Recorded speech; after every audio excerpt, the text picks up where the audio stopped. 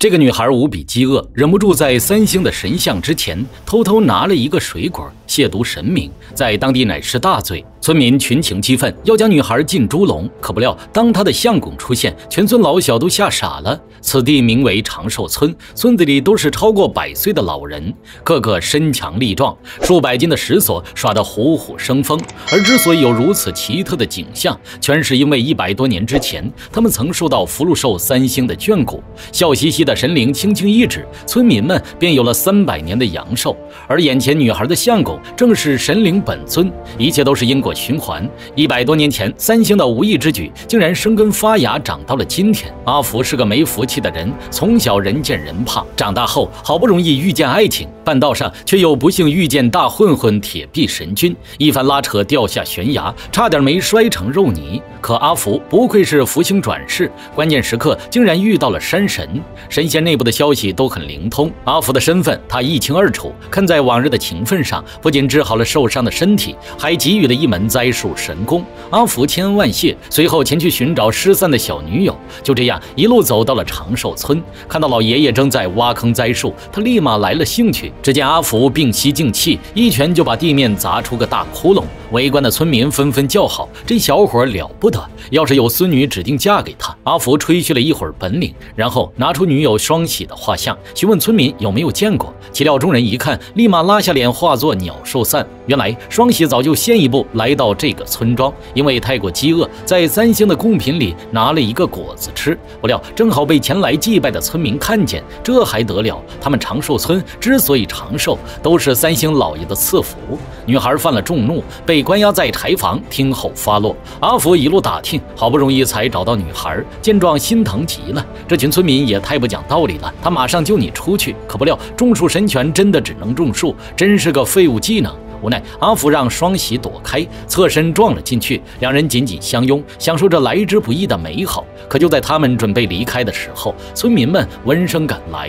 亵渎神明哪有那么容易走？即便惧怕阿福之前的种树神拳，可为了信仰，他们甘愿付出一切。阿福都要气死了，一群老不死的不讲理，吃个东西又能咋地？看到阿福犯了众怒，双喜连忙道歉，自愿留在这里接受惩罚。阿福被群情激愤的村民推搡出去，转头就来到了三星庙，指着中间自己的神像痛骂：“你个老不死的神仙，让他的女人受到这么大的委屈，早晚要揍你一顿。”这时村子婆婆找了过来，她可能是唯一一个清醒的人了。阿福见状心生一计，乔装打扮，摆出神灵的谱。虽然有些伤风败俗，但在老婆婆眼里跟100多年前一模一样。阿福说啥她听啥。就这样毫不知情的两人终于得救。双喜作为神的女人，长寿村把她供起来才是正常反应。阿福带着女孩离开，他的好兄弟阿禄紧随其后。阿禄是一个立志做状元的书生，才高8斗，学富5车，可因为太过自傲，一直未能高中。直到这一天，他得到了一个前所未有的好机会，和公主在一起的2人世界。为了躲避封锁城池的军队，阿禄制造了一个巨大的风筝，夜观天象，巧借东风，然后扶摇直上9万里，属实是浪漫了一把。只可惜天有不测风云，纸飞机实在不太靠谱。一阵狂风过后，两人就坠机了。腊月寒冬，冰天雪地，举目望去，满是绝望。阿禄靠着书上的天文地理知识，千里奔袭，成功将公主带出了冰天雪地，来到了更加绝望的沙漠。在这里，连喝口水都是绝望。阿禄只能通过仙人掌来艰难求生，公主简直都要哭傻了。为了补充体力，男人伪装成死去的尸体，吸引秃鹫啃食，然后抓住时机，一刀结果了对方。不管怎么说，总归是有肉吃了。晚上，阿禄架起火堆，一边流口水，一边烧烤。这可是肉啊！虽然是秃鹫的肉，但在大沙漠里也是比黄金还珍贵。可公主依旧很嫌弃，想她堂堂一国公主，又深受皇帝宠爱，平日里锦衣玉食，哪里受过这等苦？看到烤肉，一脸嫌弃，丝毫没有进食的想法。阿禄虽然很馋，但还是顾及女孩想法，连哄带骗，总算是让公主肯开口吃东西了。忽然一道流星划过，二人连忙许愿。公主无力的哀嚎，好想洗一个干净的澡啊！可这是大沙漠，哪里有那么多水？晚上，两人靠着火堆睡觉。阿禄害怕公主受冻，把自己的棉袄脱下来盖在公主身上。忽然间，天降暴雪，许下的愿望竟然真的实现了。一夜过去，阿禄将公主拖出简易帐篷，交给了她一个大大的惊喜。这是阿禄费了一晚上功夫才储存下来的雨水，公主简直都要感动哭了。把男人赶走之后，宽衣解带，就准备开始沐浴。期间，阿禄心痒难耐，几次折返，想要一窥芳容，但饱读圣贤书的理智让他悬崖勒马，忍一时血气方刚，静待来日方长。沐浴之后，两人继续拖着纸飞机赶路。很快，一个悬崖出现在眼前，又有大风呼啸，坠机二人组重返蓝天。这一次，他们仍旧没有吸取教训，翱翔在9天之上，俯视着苍茫大地。结果嘛，不言而喻，这一次把腿都摔断了，只能爬着走。不过老天终究是眷顾他们的，半道竟然遇见一只骆驼，在对方的带领下冲出重围，来到了一处奇怪的村落——长寿村。这里全都是年过花甲的老人。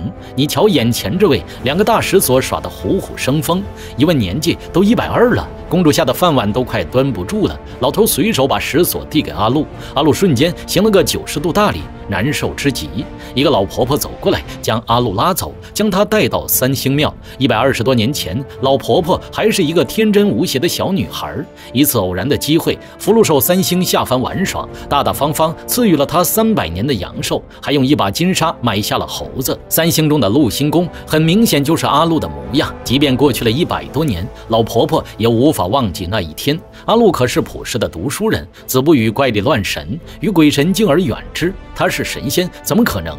看到男人不信，老婆婆又拿出当年三星给予的长生锁。阿禄闻言不屑一笑，区区三星，轰隆一声雷鸣电闪，阿禄每骂一次，天上就打一次雷，要不要这么灵验？阿禄心里发怵，连忙逃了出去，盘算着今晚在哪里投宿。随手选了一户人家，也是村子里唯一的年轻人，看起来很是眼熟，不太像个好人。果不其然，第二天趁着阿禄不在，他把公主忽悠出去，准备做一回准驸马。狼子野心令人厌恶，关键时刻阿禄及时赶到，虽然战力上是个渣渣，但他会喊人呐。这里的老人们可不是好惹的，大爷大妈们闻讯赶来，却不料小混混反咬一口，诬陷阿禄与公主的纯洁关系。按照长寿村的习俗，未婚却同房那是要进猪笼的。公主又惊又慌，关键时刻还是村长婆婆前来解围。作为亲眼见到三星的存在，她的号召力有目共睹。阿禄也不傻，见状立马承认自己就是禄星公，对面的是公主殿下。于是两人就这样轻易脱困，而小混混玉面豹这个阿禄的老乡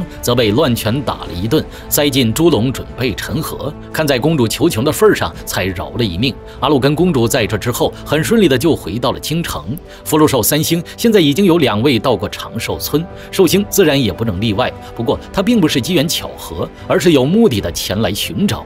阿寿的另一半乃是麻姑，在天庭跟三星就关系很好，下凡之后更是对阿寿逐渐有了情愫。可因为麻姑一直是神灵的身份，所以并不能跟转世的寿星恋爱，仙凡之恋的前辈都没有好下场。可有句话怎么说来着？时来天地皆同力。麻姑为了帮助三星受到诅咒，解除的方法就是和最爱的人一吻情深。阿寿肯定是当仁不让，但这种行为是要遭天谴的。天上的张国老目不转睛，希望麻姑能忍住。房门外的2个小妖精也一脸窃喜，快点亲上去，那样他们就有理由去打小报告了。阿寿闭目等待，麻姑左右摇摆，看得天兵天将紧张不已。终于在万众瞩目之下，阿寿被浅浅地亲了一口，天神们欢呼雀跃，2只小妖精更是激动地亲来亲去。张国老却很不高兴，天兵们所要打赌的奖励被老头子全部兑了回去，并嘱咐谁也不能外传，不然回头揍你们。天兵们发出阵阵嘘声，老家伙不讲武德，转头又托梦给阿寿，直截了当告诉了男人真相：想要重返天庭位列仙班，就必须斩断7情6欲，度过3灾9劫，如此方能正得天仙果位。阿寿一脸懵，张国老恨铁不成钢，拿着玉如意就往头上揍，最后说道：不信的话去长寿村看看，接着就走了。阿寿从梦中惊醒，惶恐不安，倒了杯水压惊，然后拿起镜子一照，怎么是个老头子？难道梦里的东西都是真的？阿寿心痒难耐，天一亮就找来2个好兄弟，准备验证其中一个说法，那就是3人的掌心都有一条断纹，合在一起能连成一条线。3人一摊手，果真如此。可这又算得了什么？见2人不信，阿寿准备前往长寿村寻找证据。有着阿福、阿禄的前车之鉴，这一次长寿村的老人可学精明了。阿寿一进村就把他团团围住，村长婆婆第3次出场，直接就把阿寿拉到了3星庙，然后还将一块长生锁递到男人面前。阿寿触景生情，恍惚中回忆起了从前，3个贱兮兮的天神下凡游玩，无意间遇到了小女孩，心情大好之下，他们分别赐予了福气、金钱和300年的长寿。回过神来，看着寿星神像，阿寿喃喃自语：难道他真的是神仙？回家后再度召集2个好兄弟，但他们依旧不信。当然，如果当神仙可以娶妻生子的话，他们还是会考虑一下的。阿禄这几天春风得意，因为准驸马起兵造反，所以他成功上位，得到了公主的芳心，功名利禄近在眼前，神仙也没有吸引力。其实阿寿也是这个想法，他跟麻姑情郎惬意已久，不结婚生子很亏呀。阿寿在这里发愁，反派那边却在暗搓搓策划阴谋。瘟神很久不出现，可这并不代表他放弃对付3星，正面对抗是不可能。瘟神连麻姑都打不过，是个战五渣，想要对付3星，最好的办法就是告御状。玉皇大帝可见不得儿女私情，只要他想法子告上一状，麻姑指定完蛋。